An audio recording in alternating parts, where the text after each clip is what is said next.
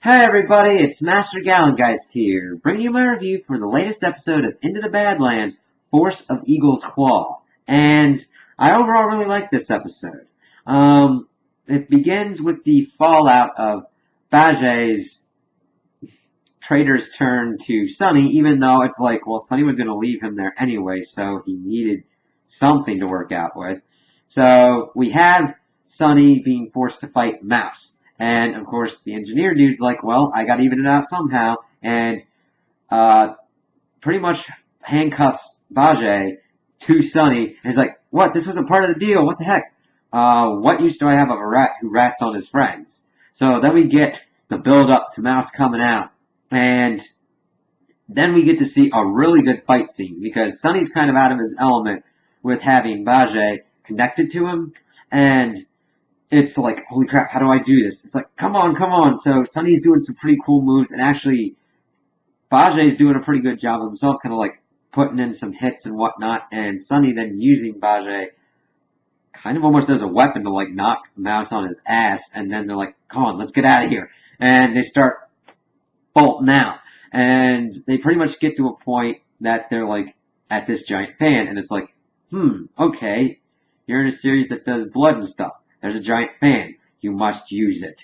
So they're like, they can't open the door, and then Mouse catches up to him with a sword, and then it just continues the good fight scene, and they're just like trying to figure out what to do. Sunny's ripping off the like protective covering of the fan and using it as a shield, and then Mouse is pretty much trying to force his head into the blades, when of course they're able to throw the sword in and stop the fan blades, and they knock Mouse down a little bit, and they get through, but Mouse then grabs Sunny's legs and starts this tug-of-war thing, and they're able to bring Mouse with them out, and, of course, my kind of kill the episode is when Sunny kicks him into the fan blades. Now, we don't get to see all of the gruesomeness, but we see enough that the splatters on the engineer and his kind of retinue, and he's, like, freaking out because his champion fighter's dead, and, of course, Bajay and Sunny are able to escape. And it's like, holy crap, alright, this is pretty good. And it was a pretty well executed fight scene because you could tell what's going on and you get to learn stuff about the characters. Bajay's not going to be one who's just going to like cower in fear. He'll actually fight. Now granted, the ability of his fighting is not up to snuff as Sunny's is because Sunny's been trained his whole life to kill. But it's interesting dynamics that were being introduced to Sunny and Bajay. So now we get to see Lydia, Quinn's former wife, working out in her and her dad's kind of like peaceful kind of cult. I mean, religious sect cult thing. It's more kind of a cult because it's kind of weirder that way. But they're pacifists and they don't hurt anybody. They don't do violence. So this whole like marriage thing's going on. Lydia's happy that they accepted her back in, that they saved her, and then, of course, her father's like, no, the God saved you. It's like, okay. So then, up out of nowhere, the husband gets killed, and we see this, like, spear take him into this tree, and, of course, the wife's horrified, and then we see this nomad kind of group come up, like, oh, alright, we'll just take what we want and kill who we want, and rape and pillage and all that kind of stuff. And the whole rest of the sect kind of, like, kneels down and just goes into like a prayer kind of trance thing. And of course one of the nomads is going after Lydia's father, and he's like, what are you looking at, old man? And getting ready to hurt him, and Lydia just goes at him. And this is a pretty cool character moment because she's usually not one to do the violence herself. She's usually been the one behind the scenes kind of like orchestrating what needs to be done. Here, she takes everything that she's learned from Quinn and everything and kind of like goes at these guys, takes out one of the nomads, and then gets into a pretty good fight scene. And it's not like as dynamic as like the Sunny and Bajay battle, but it's good to show us that she's not usually a fighter, but she will fight when she has to, and she takes out the leader. And granted, she almost got choked out and killed, but she still did it. And of course, the father's ticked off like only the gods have the privilege of killing. It's like, okay, there could be, I understand your thinking in the sect, but it's like, these people were coming to kill you. You're gonna have to, why are you being so kind of down on her? Because she at least protected you and herself. She wasn't doing it for the glee of it. She was doing what she needed to do.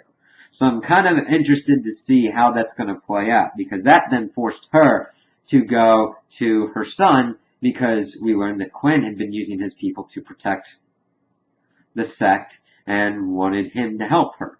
And then of course she's talking up like, oh, people believe in these gods, your cogs, this will help you with everything that's been going on. Let me help you think more like a baron. And then of course he gets all this arrogance and all that. I've been doing this. I've been able to be a baron. I don't need your help. Let's see how well your sect does without me. How about that? Because I've been doing this without you, even though you said I needed you.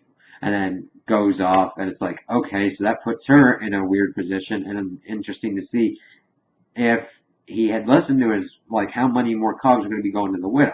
She offers a very interesting pathway for the rest of the Badlands to kind of go.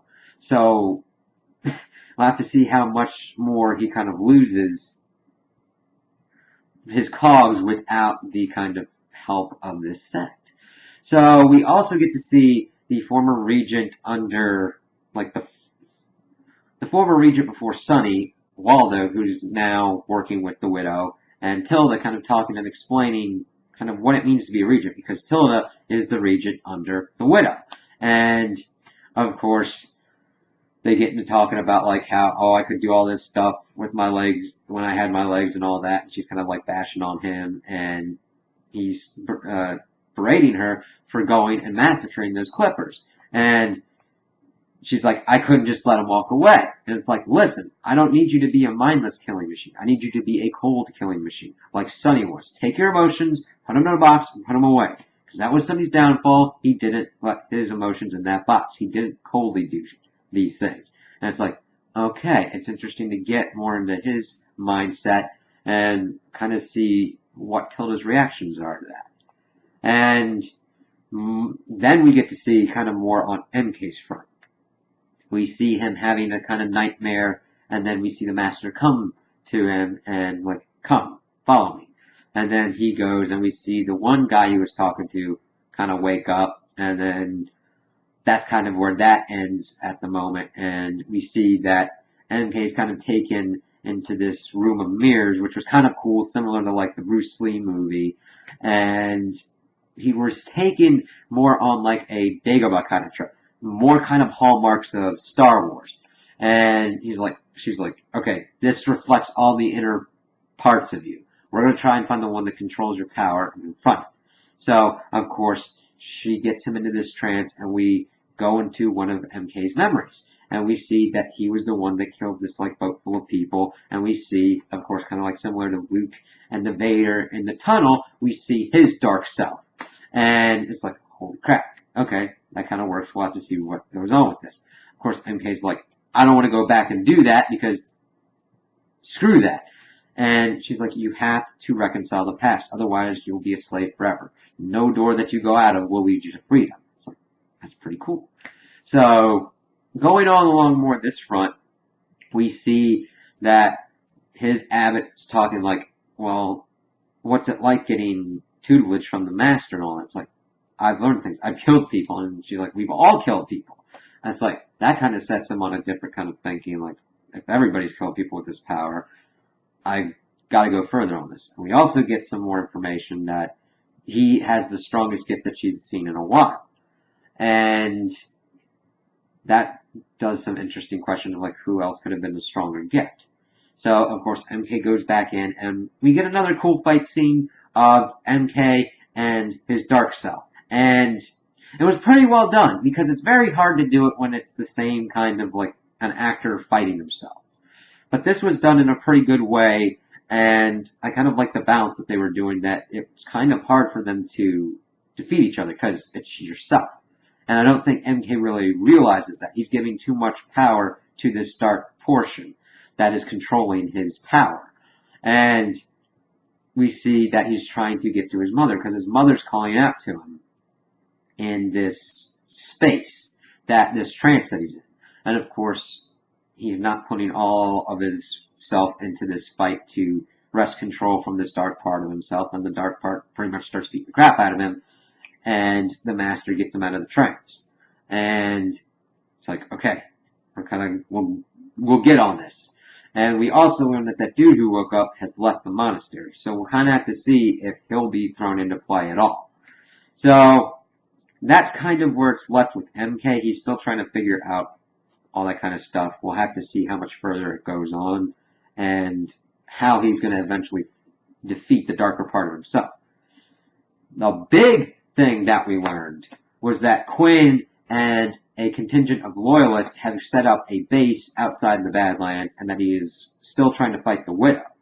This definitely throws a different kind of set of problems for the Widow and everybody else in the Badlands. A rogue baron that nobody knows is alive, whole kind of different ballgame. Because he could just strike out nowhere. He's waiting for his time to strike. And that definitely puts some interesting possibilities.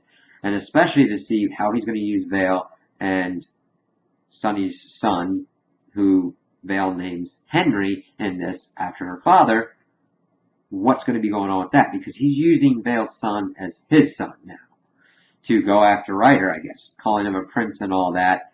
Kind of showing him, like, getting his men up and everything. This one dude who was looking at Vale kind of leery-eyed. You're like, go on your work. And then talking to Vale being like, listen, we helped each other. Trust me. And it's like, well, I named this kid after my father, and Quinn still hasn't told her that he killed her whole family. And it's like, just every time he talks with her, you get this sense of foreboding. And Vale understands it. And of course, she's talking about how the kid needs sunlight and all that and fresh air. And he's like, I will bring the sun to your child. And I do think he appreciates what Vale has done for him. It's just his way of showing it is fucking creepy as hell and manipulative as all get out. And it's kind of weird to see that because he usually is proud and has the pride that I am a powerful person. To see him kind of be like that adds a kind of another depth to him. So they use the whole like deer thing. They're going to anoint the kid in blood, a baptism of blood, and kind of use that as him to be notified as the son of the Baron. And he kills the one dude to show more of his power because they are under his protection. You can't do anything to them. And it's like, holy crap. And Vale's just like, oh shit, this is fucking crazy. And it's like, holy crap. So they do the baptism, and of course at one point Quinn is able to allow them to see the sun. And it's a sweet thing, but then you see him locking them in there so that she can't escape. And her singing to this child and everything. It's like, how's Vale going to get out of this? Because he's crazy as shit. He's got a group of loyalists around him. And you're in a bunker in the woods. You're not going to be able to make it far with a kid like that. And I guess she's just kind of like holding out to see what she can do and what Sunny could possibly do. So then we kind of start getting to the run-up to the end of the episode. We get the Widow and Tilda sparring, and of course the Widow's like, you're not going full out on me, that's not going to work. So then we get the information that Ryder has called a conclave of the Barons. And Waldo's like, this could present some problems for us. Because he could call them to battle because you took the oil fields from them. And the Widow's like, well, why don't we just go and assassinate them? And he's like, well, try and do diplomacy first. That way you don't have to do bloodshed. Politics is just another form of war. And you can tell that Waldo is going to be, if they stick together, the Waldo and the Widow, that they could be a very good team. Because the Widow, while having grandiose ideas, is more attuned to a warlike format of actually going and attacking rather than the political machinations that Waldo could be used to as regent. So he's like, okay, just go to the conclave, see what's going on, and then if all else starts going down and they do advocate war, they're in a perfect place for you to take out all the barons and break the system like that. Because otherwise, you got two modes to be able to take out a system.